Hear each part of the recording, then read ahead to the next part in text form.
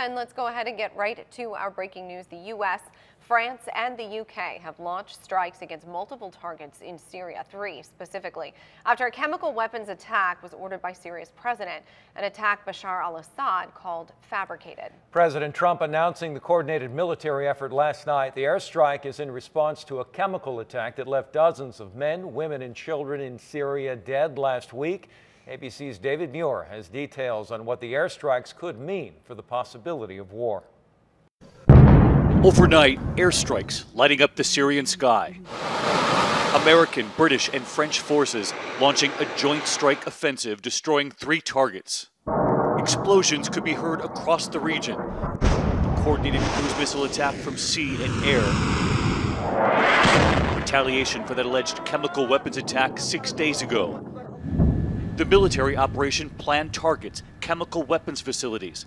They targeted weapons storage units so that there would be minimal civilian casualties. Syrian television reporting this morning that 3 civilians were harmed when missiles hit a military base in Homs. Overnight, President Trump underscoring the horror of the Syrian regime's chemical weapons attack on its own people. The evil and the despicable attack left mothers and fathers, infants and children thrashing in pain and gasping for air. These are not the actions of a man.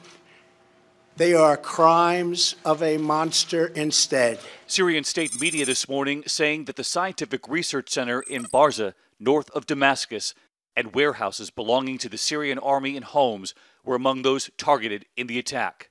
There are conflicting reports coming in from both Damascus and Moscow as to the number of alleged U.S. missiles that were shot down before they could reach their targets.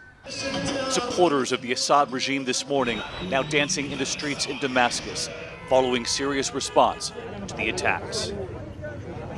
And that was ABC's David Muir reporting. This map shows where those gas attacks happened last week. They hit a suburb near Damascus in the Syrian city of Douma back on April 7th. And then here's a look at where the U.S., the British, the U.S., French, and British warships and warplanes were in position, ready to launch those airstrikes on those 3 targets.